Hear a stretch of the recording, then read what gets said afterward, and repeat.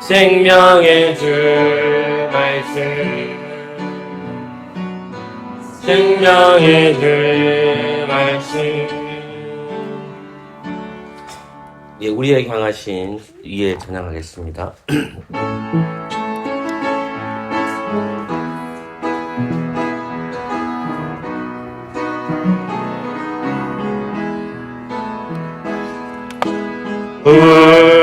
우리에게 향하신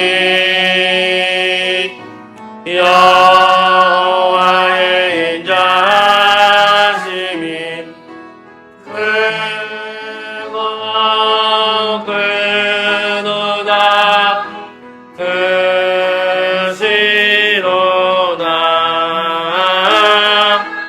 크고 크도다 크시도다. 우리에게 향하신 여호와의 진실하심이 여호와의 진실하심이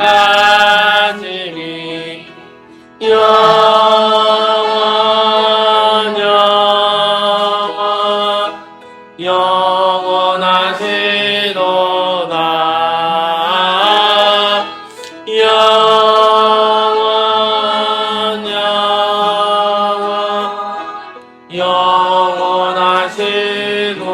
영원하시도다. 45페이지입니다. 내가 그리스도와 함께 나가겠습니다.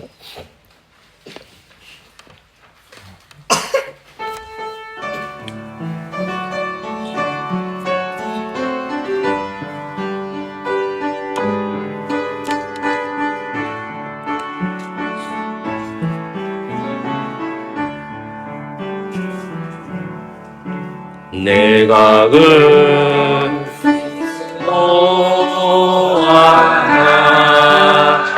함께 십자가에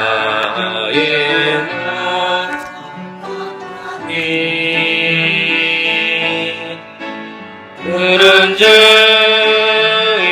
이제 개가산 것이요 오직 내 안에 나를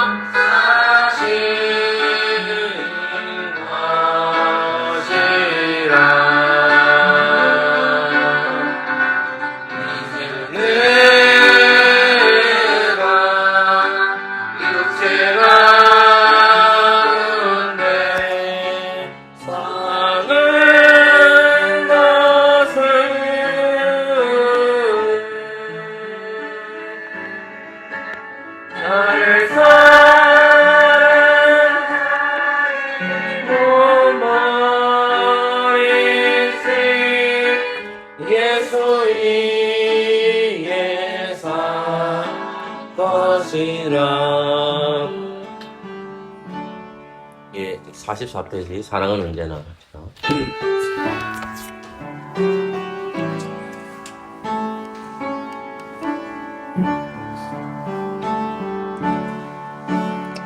사랑은 언제나 오래 참고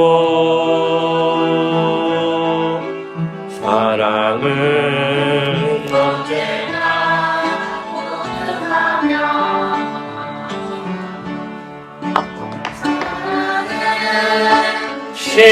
시기하지 않으며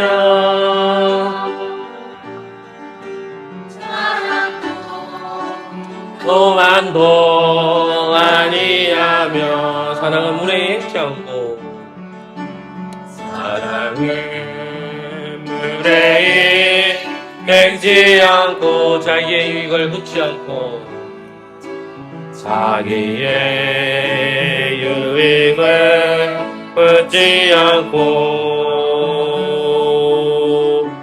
사랑은 성내지 아니하며 진리와 함께 주시는 모든 것 감사주고 사랑은 많은 것 감사주고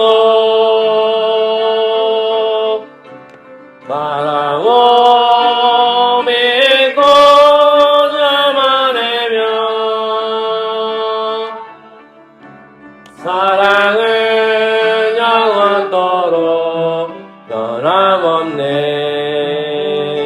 믿음과 소망과 사랑은 영과 소망과 사랑은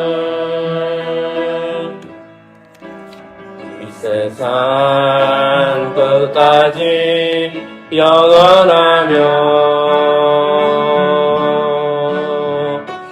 과 소망과 사랑 중에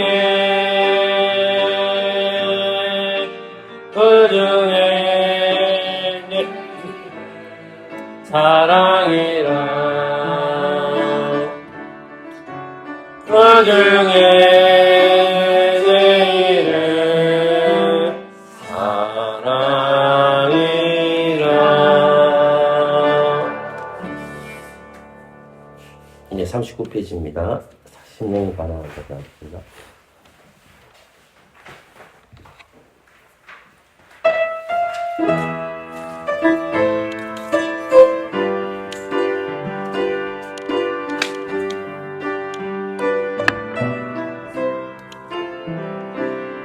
심령이 가난한 자는 정경이 자의 것이요 이 동안은 자는 복인데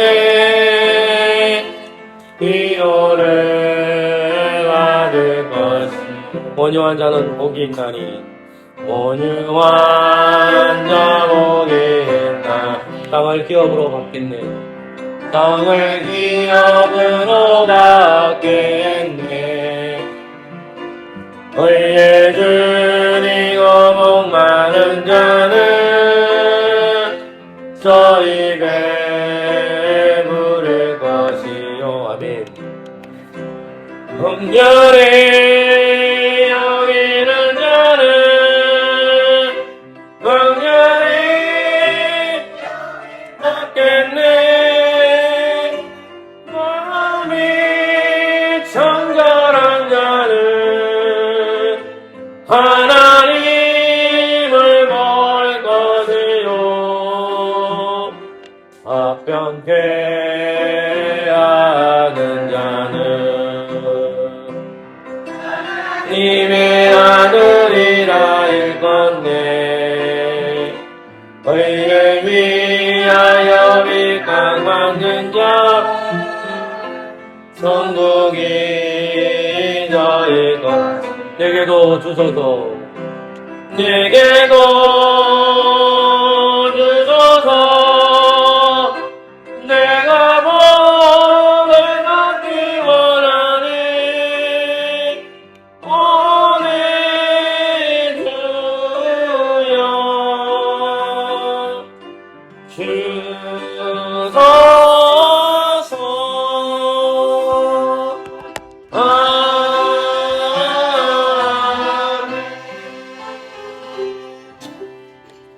우리 제대발 10번 찬송가 한번 불러보겠습니다. 한 번만 불러볼게요.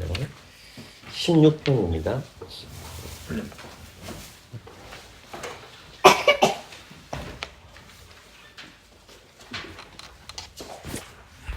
1절부터 5절까지 한번 불러보겠습니다. 박자나 음에 틀려도 상관없습니다. 부르시면 됩니다.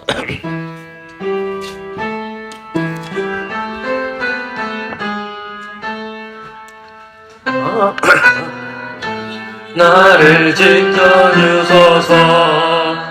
주님께로 나 피하옵나이다. 주님께 내가 아뢰옵나니 오 주여 주님밖에 복이 없네. 나에 있는 성도들 존귀한 자 즐거운 우리들에게 있네. 예물을 나르시는 그림자 그게 우리도 할 것이로다. 그 뒤에 전쟁들이 않고 그 일은 내일수로 부르잖네. 내 사득과 내 산의 손을 위신 여호와 나의 분깃 되시네. 나에게 홀로 재어주여 그 아름다운 곳에 있으니요. 내 기억실로 나는 아프다. 오 나를 꿈게 하신 여호와를 손톱할지어다. 밤마다 나의 양식 겨우나네. 주께서 나의 우편에서 나는 들지지 아니하리로다. 내 마음 깊어 내 영혼 즐거워 내 육체에 안전하게 살리라. 주의 오래 버린다네. 거룩한 자를 맹망시키자네. 주께서 생명 기부이시니 주님의 앞에 충만하신 기쁨 충만한 기쁨 있으리로다. 주께서 생명 기부이시니 주 여호와 주님의 오른쪽에 영원한 즐거움이나이다. 기도하겠습니다. 주신 하나님 감사합니다. 오늘도 오전 예배를 마치고 또 식사 조치를 하고 또 자리에 모여서 하나님 말씀 배우려고 합니다. 우리의 눈을 열어주옵소서. 예수님 이름으로 기도합니다. 아멘.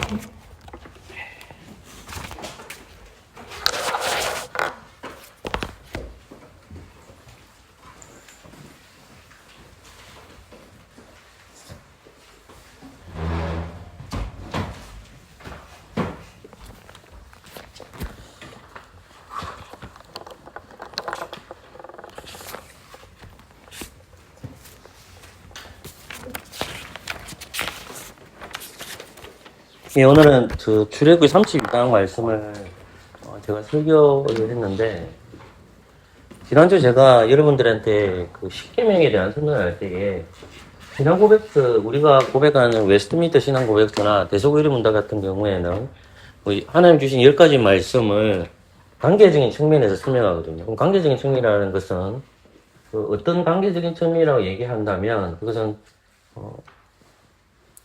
하나님과 교회의 관계를 설명하거든요. 그래서 제가 1개년부터 아마 5개년까지를 얘기할 건데 그게 아니고 1개년부터 4개년까지입니다. 제가 강의 들어보니까 좀 틀리더라고요. 1개년부터 4개년까지를 보시면 하나님께서 주신 말씀들이 있는데 관계적인 측면에 2가지를 설명하죠.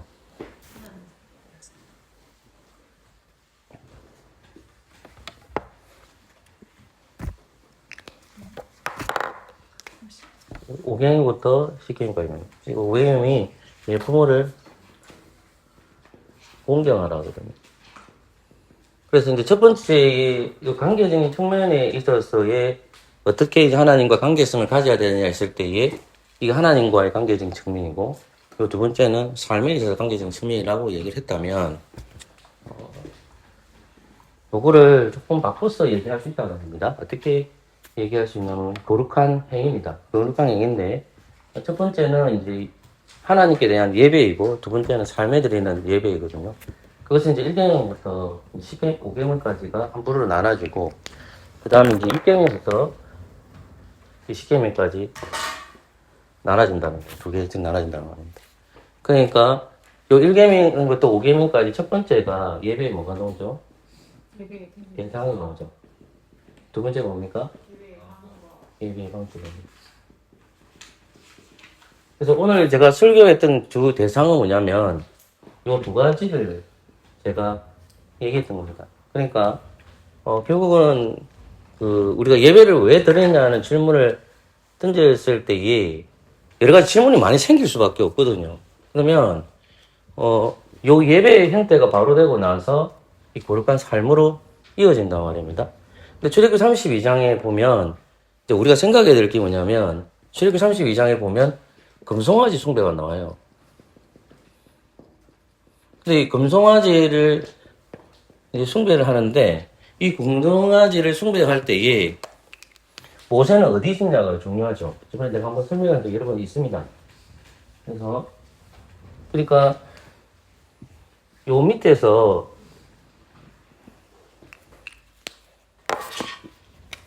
예배를 드리죠. 또 요 위에서도 예배를 드리는 거예요. 근데 여기는 바른 예배를 드리죠. 그건 바꿔서 얘기하면 참 예배를 드리는 거죠. 여기에서는 어떤 예배를 드리냐면 거짓 예배를 드리는 거예요. 근데 여기는 누가 있냐면 하나님과 모세가 있어요. 여기는 누가 있냐 했을 때 그들이 믿는 하나님이 있습니다. 그리고 여기서 중보자가 누가 되냐면 아론입니다. 그러면 이스라엘이 있어요. 그러니까 모세가 이렇게 산으로 올라가는 기간이 며칠이냐 했을 때에 이미 우리는 성경을 봤기 때문에 알죠. 며칠이죠? 40일이죠. 그러면 이스라엘 백성들이 출애굽을 했단 말입니다. 출애굽을 해서 요 시내산까지 오는 길 대부분 학생들이 50일 날에 좀 돼서 50일째 왔다고 생각을 해요. 저도 그렇게 받아들이고 있고. 출자란 말은 나갈 출자거든요. 애굽에서 나온 게 6월 1일 14일 날 나옵니다. 3월쯤에 도착해서 3월쯤에 도착했다고 나오거든요. 이걸 이제 50일째로 보는 거예요. 그러면 이 시내산에서 있는데 머무는 기간이 지금 요 부분까지는 40일이죠. 40일 있다는 거예요. 그러면 요 40일, 50일 더하면 며칠이죠? 이게 90일이에요. 그러면 이제 요 본문 앞에서 생각해야 될 게 뭐냐면 우리가 출애굽기 24장이 나오고 32장이 있죠. 그럼 24장에서 하나님께서 이 땅으로 내려오시는 거죠.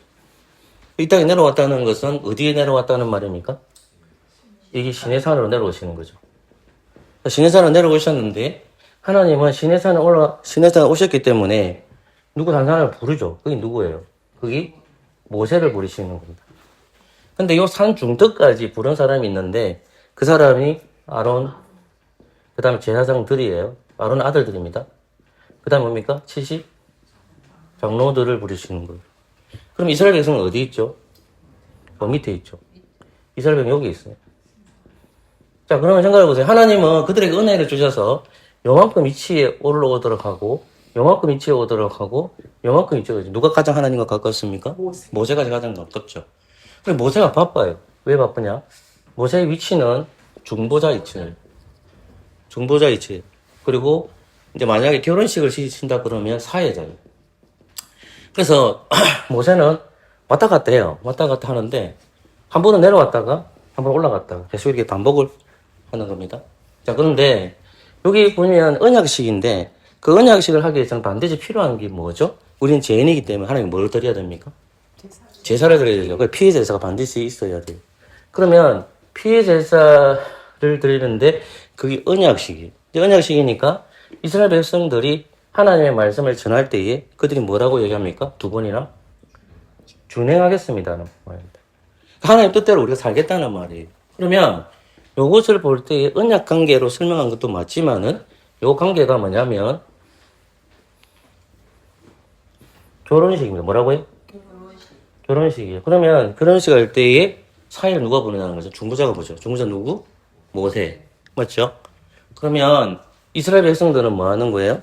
이스라엘 백성들은 이제 신부가 되는 겁니다. 그러면 신랑은 누가 되는 겁니까? 거기 하나님이 되죠. 근데 문제는 누가 문제일까요? 하나님이 문제가 안 되죠. 신랑이. 누가 문제가 되는 거예요? 또 신부가 항상 문제예요. 왜 신부가 문제죠? 하나님 변하지 않잖아요. 변하는 거 누구예요? 교회가 바뀝니다. 교회가 바뀌는 거예요. 그런데 이런 것을 그들이 우리가 준행하겠습니다라고 서약을 했어요. 서약을 했는데 40일째 돼도 안 내려오는 거예요. 그럼 40일째 됐다고 했을 때 요 산 위에서 받은 게 뭡니까? 산에서 받은 게 율법. 그 다음에 뭐죠? 쌍내시. 예, 좋습니다. 자, 세 번째 뭐예요? 성막의 설계도. 그러니까 세 가지인데 하나는 율법이고 두 번째는 십계명이고 하나는 뭐예요? 성막의 설계도예요. 그래서 사실 십계명도 율법이 맞아요. 그런데 제가 드린 말씀은 조금 자세하게 설명해서 율법과 십계명과 성막의 설교들을 듣는 거예요. 그러면 요 위에서 바른 예배를 지금 드리고 있는 모습이죠. 그죠? 그럼 요 밑에서 뭐 하고 있죠? 지금 거짓 예배를 드리고 있는 겁니다. 이해되셨죠? 자, 그러면 하나님은 우리가 생각할 때 하나님이 원하시는 예배가 뭐냐라는 질문하실 때 이거 얘기할 게 정말 많아요. 하나님이 원하시는 예배는 뭐냐면 우리가 예배를 드릴 때 적용을 시킬 때 바른 예배를 드리라고 하거든요. 그러면 이 바른이라는 말에 이제 정의를 내려야 되죠. 그죠? 그러니까 아까 제가 말한 참 예배와 거짓 예배 차이점이 뭐냐면 하나님 말씀하신 대로 드리는 것이 바른 예배예요. 그러니까 바른이라는 말은 하나님 말씀대로 드려지는 예배를 바른 예배라고 하는 겁니다. 맞죠? 자, 그러면 바른 예배라고 할 때 그것은 하나님께 드려지는 예배가 되어야 되지 그것이 사람을 위한 예배가 되면 그것은 거짓 예배예요. 그러면 우리가 예배를 드릴 때 우리가 예배의 모든 요소들이 어떻게 되냐면 하나님께 드려지는 예배로 나아가야 되는 거지 사람으로 포커스를 맞추면 안 돼요. 그러니까 우리가 쉽게 판단을 해보시면 돼요. 예를 들자면 어떤 것이 그러면 바른 예배입니까? 이 시대에 질문을 할 수 있잖아요. 저는 그걸 교회 표지로 얘기해요. 교회 표지 속에 뭐가 들어갑니까, 여러분? 교회 표지 안에 말씀이 있고 성례가 있고 건징이 있죠. 그래요? 바른 말씀이 있어야 되고 바른 성례가 있고 바른 건징이 있어야 되죠. 해초리 얘기예요. 그러면 이 건징이라는 것이 실제로 성도들을 징계할 때도 예배 시간 때 말고 주어지거든요. 그럼 예배 시간 때 건징은 무엇을 통해서 나타나냐면 성례와 말씀을 통해 드러나요. 왜 드러나느냐? 이 말씀 속에 뭐가 들어가 있죠? 해초리가 들어가 있어요. 이해됐어요? 그 다음에 성례, 아무나 성례 참석하면 됩니까? 안 됩니까? 안 되죠. 거기 건징이 들어가 있는 겁니다. 자, 그러면 예배 요소 안에 말씀과 성례 건징은 강인전 목사가 원해서 집어넣은 겁니까? 아니면 그게 성경의 근거에서 계시 역사는 아니에요. 역사 가운데서 흘러면서 이렇게 드려지는 것이 우리의 하나님께서 말씀하시는 계시와 연결된다고 하기 때문에 예배 요소에 반드시 들어갈 요소들은 이 세 가지가 들어가야 될까요? 들어가지 말아야 될까요? 반드시 들어가야만 됩니다. 자, 주님께서 성례를 행하라고 했잖아요. 그 성례를 행하는 것이 뭐만 있다고 얘기했습니까? 아예 정해주셨죠. 성례와 세례와 성찬이에요. 이건 언제 멈추실 수 있는 거죠? 주님이 오시는 그날까지. 그럼 매주일날 우리 예배에는 뭐가 있어야 되죠? 세례가 있어야 되고 매주 뭐가 있어야 되죠? 성찬이 있죠. 근데 우리가 매주마다 세례는 안 하잖아요. 왜 못합니까? 세례 받을 사람이 없으니까. 그럼 성찬은 어때요? 매주마다 할 수 있으니까 하는 거죠. 그럼 말씀은 어떻다는 거죠? 이 말씀이라는 것은 우리가 누가복음 20몇 장에서 확인했듯이 누구만 가르치라고 합니까? 그리스도. 근데 조금 더 나가면 이 말씀은 누구를 드러내야 돼요? 삼위일체 하나님을 드러내야 돼요. 이해됐어요? 그러니까 결국은 예배에 보면 말씀이 있고 성례가 있고 건징이 있는 것이 예배 순서 안에 반드시 들어가 있어야 됩니다. 근데 이것이 만약에 교회 예배 요소 안에 안 들어가 있으면 어디에 가까울까요? 말하기 어렵죠. 그러니까 이 거짓 예배라고 하면 때문에 그러니까 제가 그냥 두 가지를 분리시킨다 하면 이게 잘못하다가는 이렇게 갈 수가 있는 거예요. 그럼 한국 교회가 우리가 만약에 자생각을 보셔야 됩니다. 이렇게 있으면 저는 항상 어떤 생각을 가지고 있냐면 로마 천주교가 있죠. 천주교가 있어요. 그리고 여기 있는 여러분 지금 제세라파 같은 경우에 보면 성경을 믿지 않는 사람 어떤 건 믿고 어떤 건 빼고 막 이런 것들이 많거든요. 근데 우리는 뭐냐면 이 중간 입장이에요. 근데 이제 그리스도인들 중에 어떤 분들이 있냐면 하나님 가르쳐 주신 이 예배도 이렇게 드려야 되는데 이쪽으로 가는 사람이 있고 이쪽으로 가는 사람도 있어요. 근데 그걸 조심해야 돼요. 근데 이쪽으로 가든 공통점이 뭘까요? 이 우쪽으로 가든 좌쪽으로 가든 공통점이 뭘까요? 바른 예배 아니죠. 제가 말하는 공통점이 뭐예요? 그러니까 바른 예배 아니죠. 그러니까 그것도 그게 뭐냐면 둘 다 공통점이 딱 있어요. 거짓 예배니까 누구에 대한 예배가 바뀌는 거죠? 그게 사람입니다. 사람. 그러니까 이 중도 입장이라는 말 조금 애매한데, 그러니까 하나님 주신 예배에 따라서 이렇게 나가는 것은 하나님께 영광을 돌려야 되는데 자꾸만 어떻게 되냐면 우쪽으로 계속 하다 보면 더 잘할 거라 생각이 들지만은 어떻게 되냐면 사람을 위한 예배가 돼요. 사람을 예배해야 돼. 왜? 이쪽은 예배에 대한 뭐가 있죠? 이쪽은 우쪽으로 가면 여러분 이 우쪽으로 간 사람들 예배에 뭐가 있대요? 만나면 열심히 있던 거 없던 거예요. 열심히 특심이잖아요. 근데 이쪽에 간 사람들 열심히 있던 거 없던 거예요? 아, 있던가요? 아, 뭐 그럴 수도 있겠네요. 저는 반대로 하기 때문에 예배에 대한 열심보다도 예배 빠지는 열심이 많겠죠. 이해됐습니까? 그러니까 이쪽은 거의 교회 안 다닐 수가 있어요. 이쪽은요. 근데 이쪽은 교회는 열심히 다녀요. 둘 다 위험해요. 그러니까 요 열심에 빠지니까 이 열심이 지나친 열심이 되죠. 그 열심이 성경에 말하는 예배 형식이 아니라 누구를 위한 예배 형식으로 바뀔까요? 사람을 위한 예배 형식으로 바뀌어집니다. 근데 우리는 하나님께서 말씀하시는 대로 예배를 드려야 되기 때문에 이 예배 요소는 그러면 계속해서 우리가 드리는 이 공예배 예배 요소들은 계속해서 바뀌게 됩니까? 아니면 고정되어 있어야 됩니까? 고정되어 있어야 됩니까? 요 예배 요소들이 바뀌게 됩니까? 그대로 고정되어 있어야 바뀌지 않고 그대로 있어야 됩니까? 고정되어 있어야 됩니까? 아, 그렇구나. 요소라는 것은 예배를 부름, 축복의 인사, 송년, 신앙 고백 이런 게 예배 요소들이에요. 아닙니다. 제가 이렇게 적어놓을 수 있지만 여기 정답이라고 생각하는 거예요. 근데 정답이 아닐 수도 있다는 겁니다. 그럼 목사님들 중에서 야 이것밖에 정답이 없어라고 주장하실 분이 있을까요? 없을까요? 있습니다. 개혁주의 신자들, 목회자들 중에서. 제가 드리는 말씀은 뭐냐면 요 예배 형식도 성경에 기초 안 할 수 있다 없다? 있다는 겁니다. 그러니까 목사는 끊임없이 예배 요소를 연구해야 될까요? 연구하지 말아야 될까요? 연구해야 되죠. 그러면 정도들은 어때요? 안 해야 됩니까? 해야 되죠. 그런데 제가 아까 드렸듯이 예배 때 잠시 얘기했던 게 뭐냐면 예배를 시키는 사람들이 성도가 심합니까? 목회자들이 심합니까? 그러니까 아론이 설명이 좀 기네요. 제가 직분자예요. 직분자. 이 사람은 대제사장이에요. 대제사장은 레위지파 사람이잖아요. 그죠? 레위지파는 경계 근무를 서는 거예요. 경계 근무가 뭐냐? 하나님 밑까지 넘어오지 마라. 요걸 지키는 사람이 누구냐? 대제사장이에요. 자, 그러면 지금 여기가 교회가 여기 있어요. 구약교회가, 강력교회가 지금 어떻게 돼 있냐면 교회가 이렇게 튕겨 나가려고 해요. 예를 들자면 그러면 대제사장이 뭐라고 해야 됩니까? 안 돼. 이렇게 되죠. 근데 아론이 어떻게 한 거예요? 괜찮아. 이해됐어요? 요 경계 근무를 안 한 거예요. 누구 편을 들어준 거예요? 사람들 편을 들어준 거예요. 그러니까 이스라엘 백성들이 하나님 앞에 예배를 드려야 되는데 그들을 뭘 만들고 싶은 거죠? 금송아지를 만들고 싶은 거야. 자, 그러면 그 금송아지의 형태를 누가 만드는 겁니까? 사람이 만들죠. 그 주동자가 누구였어요? 아론입니다, 아론. 아론이 주동자가 돼요. 그래서 주동자가 되니까 그 설교의 내용도 누구를 위한 설교가 되겠어요? 사람을 위한 설교로 변질되어 버려요. 그러니까 이제 이 아론이 측근자가 타락하니까 사실은 무엇이 타락하는 걸까? 예배가 타락하는 거죠. 그럼 중세 시대가 약 1000년이에요.